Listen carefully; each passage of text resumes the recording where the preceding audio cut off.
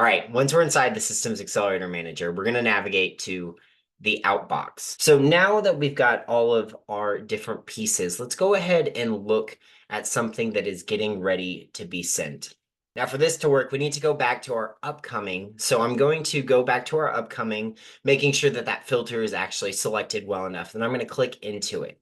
Now, here is where we're able to review the content that Sam has been building for us. So very similar to any other process that we do, we can go ahead and click this edit button. It's going to bring up the template specifically for us to click into to edit. We can see exactly who it's going to be going to, if there are any CCs or BCCs. Then we can also evaluate exactly when that's going to happen. Now from here, we can either schedule to send it later, or we can just send it right now as we're moving through. So if you start thinking about these processes as going through each of your pieces for the day, scheduling when they need to be sent out, or just sending them out as you go through them, that's a really good way for you to start building into your business processes using the Outbox that will make your day just very easy to go through.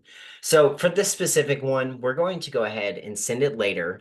And because it's already scheduled to be sent later, it'll close. It's staying as it is, and we're ready to go.